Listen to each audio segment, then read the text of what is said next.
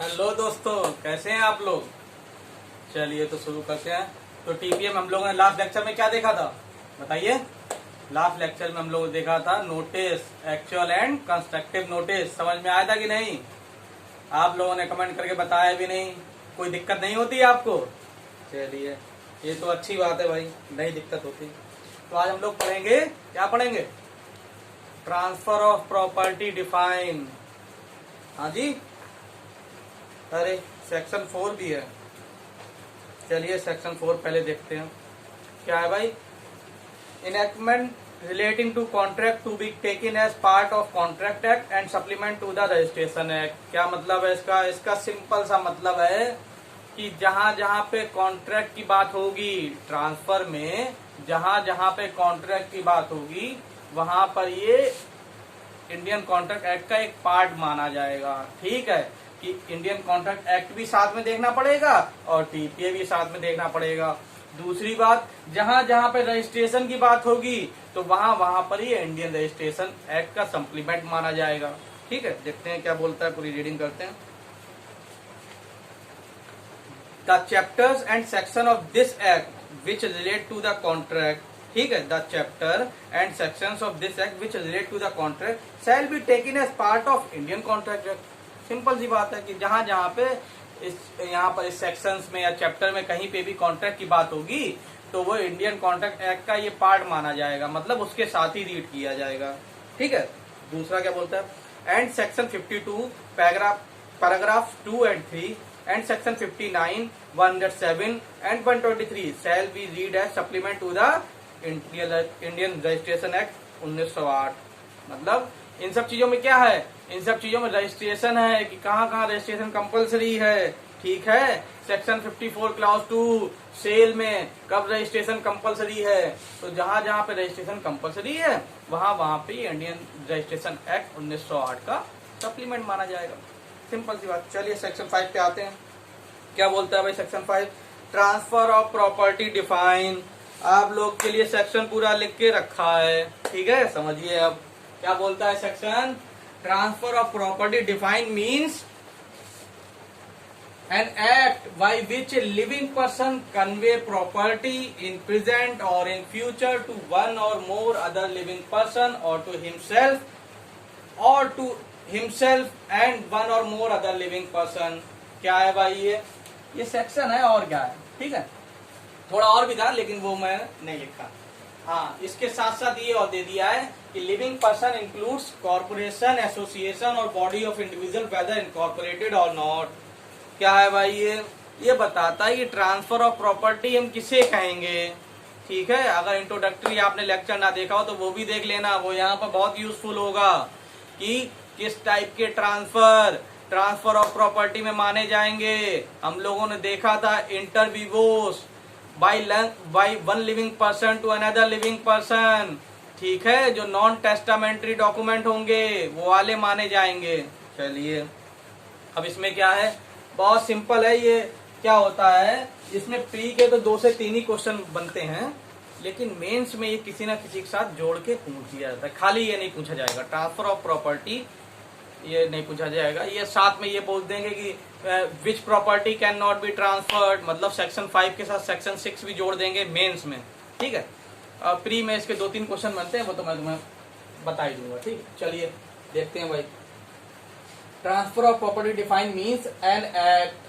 चलिए एक एक्ट हो गया 1 by which a living person हो गया 2 कॉन्वे प्रॉपर्टी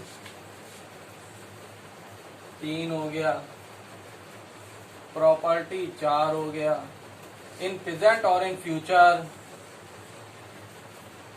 5 हो गया, टू वन और मोर अदर लिविंग पर्सन, अभी दूसरा लिविंग पर्सन आ गया अदर लिविंग पर्सन। ठीक, तो ये 6 हो गया। इन 6 पॉइंट को हमें और टू हिमसेल्फ, चलिए हिमसेल्फ भी ले लेते हैं 7। इन 7 पॉइंट को हमें देखना पड़ेगा। मतलब सेक्शन 5 के ट्रांसफर ऑफ प्रॉपर्टी डिफाइन से हमें इसके एजेंसियल्स निकालने पड़ेंगे। ये एजेंसियल निकल गए। ठीक, अभी हम इनको डिटेल में बात करते हैं कि एक्ट क्या होगा, लिविंग पर्सन क्या होगा, कन्वेस का क्या होगा, प्रॉपर्टी क्या होगा, इन प्रेजेंट और फ्यूचर क्या होगा, और अदर लिविंग पर्सन कौन होगा, और टू हिमसेल्फ क्या होगा। ठीक इन्होंने लिविंग पर्सन नीचे बता दिया सेक्शन में ही कि living person also includes company, association, body of individual, whether incorporated और नॉट। कभी कभार ये प्री में पूछ दिया जाता है, ठीक है, कि इनकॉर्पोरेटेड क्या टीपीए में केवल इनकॉर्पोरेटेड होते हैं कि नॉट इनकॉर्पोरेटेड भी होते हैं, तो दोनों ही होते हैं। आप ये ध्यान रखिए, कभी कभार पूछ दिया जाता है। चलिए अब एक्ट क्या है भाई, देखें एन एक्ट। अरे एक्ट क्या है, अरे भैया अगर आपने इंट्रोडक्टरी अगर इसका वो देखा होगा ट्रांसफर ऑफ प्रॉपर्टी का पहला लेक्चर, तो मैंने आपको बताया था, समझे कि नहीं, कि एक्ट के थ्रू होना चाहिए, ए ट्रांसफर करे बी को, ठीक है, मतलब कोई भी एक one living person convey to another living person. तो अगर तो ट्रांसफर तो और भी तरीके से होता है ना, बताया था कि नहीं बताया था, बाय ऑपरेशन ऑफ लॉ भी होता है, उसमें एक आदमी दूसरे आदमी थोड़े ट्रांसफर करता है। टीपीए में ट्रांसफर ऑफ प्रॉपर्टी में किसी एक्ट के थ्रू होना चाहिए, ठीक है। अगर एक्ट नहीं हो रहा है, ऑटोमेटिक हो रहा है, जैसे कि operation of law, succession act by will, ठीक है, तो वो इसमें नहीं आएगा। एक्ट के साथ ही अगर कोई एक्ट कुछ ऐसा होना चाहिए ना, ए ट्रांसफर बी, ठीक है, तभी माना जाएगा। अगर ऑटोमेटिक हो रहा है, बाय ऑपरेशन ऑफ लॉ हो रहा है, आदमी मर जाता है, उसकी प्रॉपर्टी उसके बच्चों के पास चली जाती है, तो वो किसी के करने से थोड़ी जाती है, वो ऑटोमेटिक जाती है, बाय ऑपरेशन ऑफ लॉ होता है वो, ठीक है। तो इसमें एक्ट के थ्रू ही कोई ना कोई आएगा, ठीक है, कुछ ना कुछ एक्ट होना चाहिए। ए ट्रांसफर बी कैसे एक्ट होगा, गिफ्ट करके हो रहा है, सेल हो रहा है, मॉर्गेज हो रहा है, क्या हो रहा है, ठीक है, कुछ ना कुछ होगा। चलिए इतना समझ में आई। अरे बहुत ही आसान है, इसमें ज्यादा फिर बहस करने, मतलब इसमें अगर समझाने में आ जाओ और इस पे लेक्चर देने में आ जाओ, बहुत कुछ है, फिर उससे कोई फायदा नहीं है। हमें ये देखना है कि एकेडमिक्स में भी क्या है, इसके 2 पन्ने का तैयार करना है आंसर। इसमें हमें ये देखना है कि एंट्रेंस एग्जाम में, जुडिशियल एग्जाम में क्या क्या क्वेश्चन आते हैं, वो हमारे लिए ज्यादा इंपॉर्टेंट है, ठीक है। पढ़ने के लिए तो बहुत कुछ है। अब लिविंग पर्सन क्या है भाई, अरे भैया एक लिविंग पर्सन, जो पहला वाला लिविंग पर्सन, उसे हमने मान लिया है ट्रांसफरर। ट्रांसफरर कौन होता है, जो प्रॉपर्टी ट्रांसफर करता है, ठीक है, जो दे रहा है उसको हम ट्रांसफरर कहेंगे। चलिए तो क्या होना चाहिए, ट्रांसफरर लिविंग पर्सन के साथ साथ कुछ चीजें हमें देखनी भी पड़ेंगी। क्या क्या, कि लिविंग पर्सन एक तो ट्रांसफरर होना चाहिए, मतलब उस लिविंग पर्सन को ही हम लोग ट्रांसफरर कहेंगे, वो कॉम्पिटेंट भी होना चाहिए। कॉम्पिटेंट इन द सेंस, अरे भाई मेजर होना चाहिए, माइनर थोड़े किसी को बेच देगा।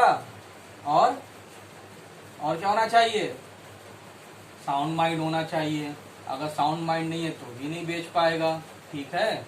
और क्या,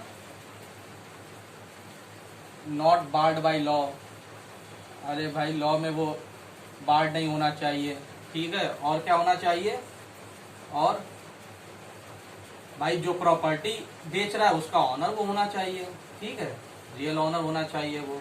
भाई अपनी तो प्रॉपर्टी बेच पाओगे या गिफ्ट कर पाओगे या मॉर्गेज कर पाओगे, किसी और की थोड़े कर दोगे। तो ट्रांसफरर में पहला लिविंग पर्सन वो है जो प्रॉपर्टी दे रहा है, जिसकी प्रॉपर्टी है वो किसी और को दे रहा है, चाहे सेल के थ्रू, चाहे मॉर्गेज के थ्रू, चाहे किसी के भी थ्रू, ठीक है। तो उसकी क्या है, वो कंप्लेंट भी होना चाहिए, बिल्कुल भाई बेचने वाला कंप्लेंट होना चाहिए। अगर साउंड माइंड है उससे तो तुम ऐसे ही उसे एक चाट खिला के उससे ले लोगे। मेजर होना चाहिए, माइनर नहीं होना चाहिए, माइनर से तो ले ही नहीं सकते। और बार्ड बाय लॉ नहीं होना चाहिए, रियल ऑनर होना चाहिए। और क्या, और लिविंग पर्सन कौन हो सकता है, लिविंग पर्सन ज्यूरिस्टिक पर्सन भी हो सकता है। ज्यूरिस्टिक कौन होते हैं, आपने पढ़ा है भाई, क्या, जुरिस्प्रूडेंस, लीगल पर्सनैलिटी, ठीक है। ज्यूरिस्टिक पर्सन भी हो सकता है, लॉ में जिसकी लीगल पर्सनैलिटी हो। लीगल पर्सनैलिटी क्या होती है, कंपनी, कॉरपोरेशन, और बताइए भाई, कंपनी है, कॉरपोरेशन है, और क्या क्या होते हैं इसके एग्जाम्पल। हाँ, कोई भी चीज, फर्म है, कोई भी फर्म, यूनिवर्सिटी, ये सब क्या होते हैं, ये सब क्या होते हैं, ये भाई लीगल पर्सनैलिटी होते हैं, लिविंग पर्सन नहीं होते ये, लेकिन लॉ इन्हें एग्जिस्टेंस में मानती है। ये कॉन्ट्रैक्ट कर सकते हैं, कॉन्ट्रैक्ट में एंटर हो सकते हैं, ठीक है। इनके ये प्रॉपर्टी ओन कर सकते हैं, प्रॉपर्टी सेल कर सकते हैं, ठीक। अब क्या है भाई, चलिए इतना ही है इसमें, लिविंग पर्सन हो गया। दूसरा पॉइंट, अब क्या है, कन्वे। ये क्या होता है भाई, अरे सिंपल है भाई, ट्रांसफर करना, ठीक है। कन्वे का मतलब होता है ट्रांसफर करना। अब कैसे, conveyance means any act of which transfer by which certain new title और interest are created in favour of the transferee. देखिए, कन्वेंस का सबसे इंपॉर्टेंट चीज होता है कि उसको करने से कोई नया टाइटल या कोई इंटरेस्ट क्रिएट हो रहा है दूसरी पार्टी के ऊपर, ठीक है। अगर कन्वेंस से ये नहीं हो रहा है तो फिर वो भाई ट्रांसफर ऑफ प्रॉपर्टी नहीं माना जाएगा। अरे भाई, अगर मैं कन्वे कर रहा हूँ, किसी और को कोई प्रॉपर्टी दे रहा हूँ, तो साथ में क्या दूंगा, बंडल ऑफ राइट्स, उसे इंटरेस्ट दूंगा, उसे टाइटल दूंगा, उसे ऑनरशिप दूंगा, उसे पोजीशन दूंगा, बहुत सारे राइट्स दूंगा, ठीक है। तो उसी में कन्वे में ये और आता है, कन्वेंस में, ठीक है। अब इसके साथ साथ हमें कन्वेंस के साथ इन प्रेजेंट और इन फ्यूचर पढ़िए आप, ठीक है। इन प्रेजेंट, प्रॉपर्टी भी देखेंगे अभी, इन प्रेजेंट और फ्यूचर। अब इन प्रेजेंट और फ्यूचर क्या है भाई, कि जो कन्वे कर रहे हो, जो ट्रांसफर कर रहे हो, वो प्रेजेंट में भी कर सकते हो, फ्यूचर में भी कर सकते हो, ठीक है। और कंडीशनल भी हो सकता है, ठीक। अब कोई प्रॉपर्टी है, मैं उसे लिख दूं, अगर मैं किसी को कोई प्रॉपर्टी ट्रांसफर कर रहा हूँ, ठीक है, मैंने उसमें कुछ नहीं लिखा, बस ये लिखा कि ये प्रॉपर्टी मैं इन्हें ट्रांसफर कर रहा हूँ, बी को ट्रांसफर कर रहा हूँ, तो इसका मतलब ये हो जाएगा कि ये प्रेजेंट ट्रांसफर हो जाएगा। अगर कुछ नहीं लिखा है तो भी, अगर लिख दिया है, डेट लिख दी कि आज से ये ट्रांसफर है इनकी, तो वो है ही प्रेजेंट है ही। अगर प्रेजेंट की डेट डाल दी तो प्रेजेंट है, और अगर कुछ नहीं डाला, सिर्फ ट्रांसफर कर रहे हैं, तो भी वो प्रेजेंट ही माना जाएगा, ठीक है। और अगर कोई फ्यूचर डाल देते हैं, फॉर एग्जाम्पल मैंने कहा कि जनवरी 2020 से ये मकान बी का हो जाएगा, तो भाई वो फ्यूचर है ही है। उसके साथ साथ एक कोई कंडीशन भी जोड़ सकते हैं, ठीक है। कोई भी कंडीशन, वो हम लोग आगे पढ़ेंगे कि कोई भी कंडीशन जोड़ दी कि अगर भाई बी के बेटा होता है तो मैं ये घर इसे दे दूंगा, ठीक। कोई भी कंडीशन जोड़ दी है, तो मैंने ऐसे ही बता दिया, तो हम लोग आगे पढ़ेंगे भी। चलिए, अब इसमें क्या है, इन प्रेजेंट और फ्यूचर में कुछ चीजें हमें ध्यान रखनी पड़ेंगी। अब जैसे कि ये है, means an act by which a living person convey property in present और फ्यूचर। अब इस पे बड़ी बहस होती थी कि कन्वे प्रॉपर्टी इन प्रेजेंट और फ्यूचर, तो इन प्रेजेंट और फ्यूचर क्या मतलब, क्या प्रॉपर्टी है, क्या प्रॉपर्टी के बारे में बात कर रहे हैं कि प्रॉपर्टी चाहे प्रेजेंट में हो चाहे फ्यूचर में हो, ठीक है। मतलब यहाँ पर ये तो मैंने पहले आपको बता दिया कि भाई जो कन्वे कर रहे हैं, जो ट्रांसफर करने की बात कर रहे हैं, वो हम प्रेजेंट और फ्यूचर में कर रहे हैं, ना कि प्रॉपर्टी की। प्रॉपर्टी जिस दिन आप ट्रांसफर कर रहे हो, ठीक है, जिस दिन कन्वे कर रहे हो, उसी दिन एग्जिस्टेंस में होनी चाहिए। मैंने कहा कि 10 साल बाद में जब 1 लाख रुपए महीना कमाऊंगा या 2 लाख रुपए महीने कमाऊंगा, तब मैं तुम्हें एक घर बना के दूंगा। नहीं भाई, ऐसा थोड़े होता है। क्या है, प्रॉपर्टी प्रेजेंट में ही चाहिए, लेकिन ट्रांसफर, कन्वे जो है वो प्रेजेंट भी हो सकता है, फ्यूचर भी हो सकता है, कंडीशनल भी हो सकता है। तो इतनी सी चीज समझने के लिए एक केस करना पड़ा। केस का नाम क्या है,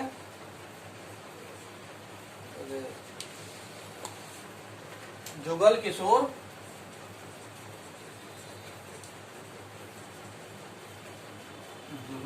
versus Raw Cotton Company limited.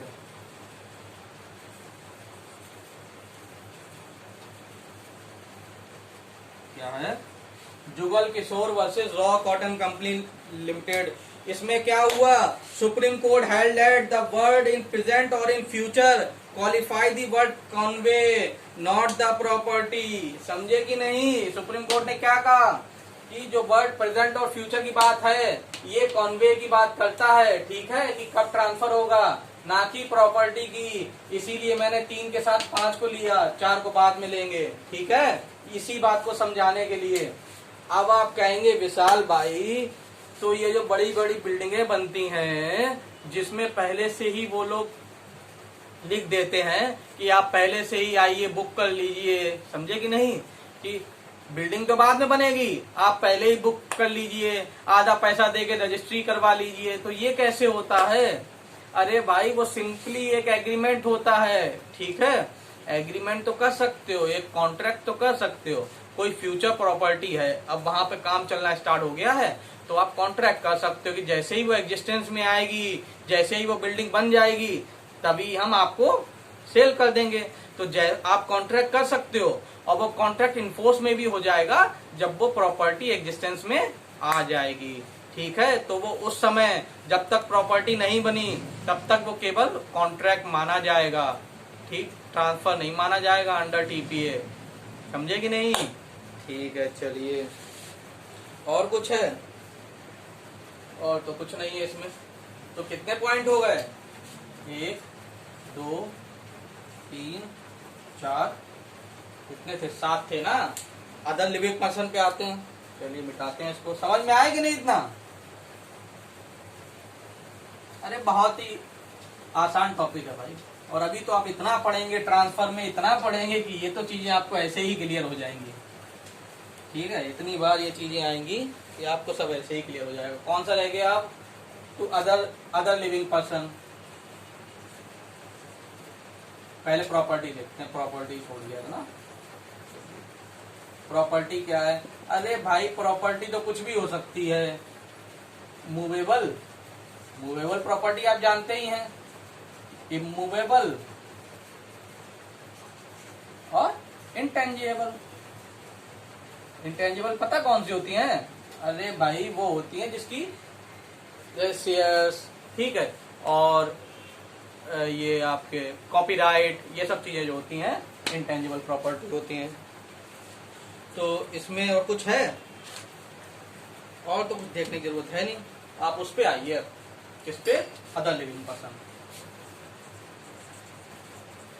Other living person क्या है भाई? अदर लिविंग पर्सन वही हो गया ट्रांसफरी, जिसको प्रॉपर्टी आ रही है, ठीक, ट्रांसफरी जिसके पास प्रॉपर्टी आ रही है। अगर ए ने बी को बेचा तो ए था ट्रांसफरर, बी था ट्रांसफरी। तो इसमें क्या है? इसमें इसकी बात ध्यान रखिएगा, कभी कभार प्री में भी पूछ जाता है, need not be a competent person. जरूरी नहीं है कि वो कॉम्पिटेंट पर्सन हो। इसका मतलब क्या हुआ? कोई माइनर भी हो सकता है, इंसेन भी हो सकता है, even child in mother warm.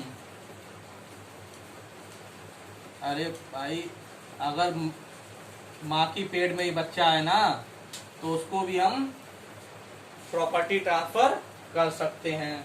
तो आप कहेंगे विशाल भाई तो सेक्शन 13 क्या बोलता है? मतलब कहने का मतलब है कि कोई भी लिविंग पर्सन होना चाहिए जिसको ट्रांसफर हम कर सकें। और लिविंग पर्सन का यहाँ पर भी मतलब वही थे, क्या? Company, association, body of individual भी हो सकता है, लेकिन इसका एक एक्सेप्शन है। क्या है वो? सेक्शन 13 है। जब सेक्शन 13 पढ़ेंगे उसमें हम ये भी देखेंगे कि जो चाइल्ड जो एग्जिस्टेंस में भी नहीं है उसको कैसे प्रॉपर्टी ट्रांसफर होगी, ठीक। अब इसमें एक चीज और देखनी पड़ेगी, लिविंग पर्सन तो है लेकिन आइडल को हम प्रॉपर्टी ट्रांसफर नहीं कर सकते, अंडर सेक्शन 5 नहीं कर सकते, ठीक, ट्रांसफर नहीं माना जाएगा। क्यों? An idol is a juristic person capable of holding property but it is not living person within the meaning of section 5। Section 5 idol को लिविंग पर्सन नहीं मानता है, ये बात ध्यान रखिएगा। अगर जुरिस्प्रूडेंस के पॉइंट ऑफ व्यू से देखें idol is a legal personality है, लेकिन जुरिस्प्रूडेंस के हिसाब से टीपीए में सेक्शन 5 में आइडल को हम ट्रांसफरी नहीं बना सकते, ठीक है। अब टू हिमसेल्फ में क्या है, अगला रह गया ना टू हिमसेल्फ, सातवां टू हिमसेल्फ। अरे भाई अपने आप को, जनरल रूल ये है कि कोई भी अपने आप को प्रॉपर्टी नहीं बेच सकता। अब मेरी प्रॉपर्टी मैं दोबारा अपने आप को कैसे बेच सकता हूं, लेकिन अगर मैं कैपेसिटी देखूं, अगर मैं दूसरी कैपेसिटी में अपने आप को ट्रांसफर कर रहा हूं तो हो सकता है। फॉर एग्जाम्पल कोई एक प्रॉपर्टी मेरी है, ठीक, अब मैं अपनी फर्म के नाम करना चाहता हूं, फर्म का डायरेक्टर भी मैं ही हूं, तो वो ट्रांसफर हो सकती है कि नहीं है। मैं अलग अलग कैपेसिटी में काम कर रहा हूं, मैं एक तो इंडिविजुअल हूं और दूसरा किसी फर्म का डायरेक्टर हूं, तो भाई उसके हिसाब से तो काम करूंगा, है कि नहीं। तो मेरे नाम से हटके वो फर्म के डायरेक्टर के नाम पे हो जाएगी। तो कैपेसिटी अगर वो सम अदर कैपेसिटी में कर रहा है, ठीक है, सम अदर कैपेसिटी, तो फिर वो ट्रांसफर कर सकता है। जनरल रूल ये है कि एक आदमी अपने आप को प्रॉपर्टी नहीं ट्रांसफर कर सकता। कैसे कर सकता है कि नहीं। चलिए अब इसमें क्या रह गया, इतने में आप एक चीज और देख लीजिए कि ये जो टू हिमसेल्फ है ये ऐड हुआ था 1929 में, ठीक, शायद ये पूछ दिया जाए, पूछ भी सकते हैं भाई, ध्यान रखिएगा ये अलग से ऐड हुआ था टू हिमसेल्फ 1929 में। हाँ और क्या, और टू हिमसेल्फ, ठीक है। चलिए अब इसमें एक चीज और पढ़नी पड़ेगी हमें, क्या है भाई वो, ये देखना है इस हिसाब से कौन कौन सी चीजें ट्रांसफर ऑफ प्रॉपर्टी मानी जाएंगी सेक्शन 5 के अंडर और कौन कौन सी चीजें नहीं मानी जाएंगी। अब क्या है भाई, फैमिली सेटलमेंट। फैमिली सेटलमेंट क्या है, ट्रांसफर ऑफ प्रॉपर्टी है कि नहीं है, नहीं है। क्यों, क्योंकि इसमें कोई टाइटल या कोई इंटरेस्ट ट्रांसफर नहीं हो रहा है। फैमिली सेटलमेंट क्या होता है, ये हाउस है, इसमें 3 लोग रहते हैं, ठीक है, इसमें अभी 3 लोग रहते हैं। अब क्या हुआ, अब इन्होंने फैमिली सेटलमेंट करना चाहते हैं, तो पहले से भी ये तीनों ही ऑनर थे इस हाउस के, ठीक है, ऐसे 3 लोग रहते थे, अब ऐसे 3 लोग रहने लगे, तो इसमें चेंज क्या हुआ, कुछ भी चेंज नहीं हुआ। क्या, किस बात का ट्रांसफर हुआ, कुछ नहीं। तो इसलिए ये फैमिली सेटलमेंट जो है वो ट्रांसफर नहीं माना जाएगा। फैमिली सेटलमेंट या फैमिली अरेंजमेंट कुछ भी कह दो। दूसरा कंप्रोमाइज, कंप्रोमाइज क्या माना जाएगा, ट्रांसफर माना जाएगा कि नहीं माना जाएगा, नहीं। मान लीजिए तीन आदमी की कोई फर्म है, ठीक है, वो कंप्रोमाइज करके उसके 3 हिस्से किए ले रहे हैं, तो ये भी, अरे भाई पहले से भी तो उन्हीं की ऑनरशिप थी, अब भी उन्हीं की ऑनरशिप है, तो कंप्रोमाइज भी ट्रांसफर ऑफ प्रॉपर्टी नहीं माना जाएगा। अब पार्टीशन, बताइए पार्टीशन क्या है। अरे भाई पार्टीशन भी ट्रांसफर ऑफ प्रॉपर्टी नहीं माना जाएगा, ठीक है। सरेंडर, सरेंडर भी नहीं माना जाएगा। चार्ज, चार्ज भी नहीं माना जाएगा, ये कुछ भी ट्रांसफर ऑफ प्रॉपर्टी नहीं है। रेलिंक्विशमेंट, रेलिंक्विशमेंट ये भी ट्रांसफर ऑफ प्रॉपर्टी नहीं माना जाएगा, ठीक है। रिलीज जो होता है, रिलीज ये माना जाता है, रिलीज जो है वो ट्रांसफर ऑफ प्रॉपर्टी माना जाता है। रिलीज, अरे मार्कर भी नहीं चल रहा अब तो।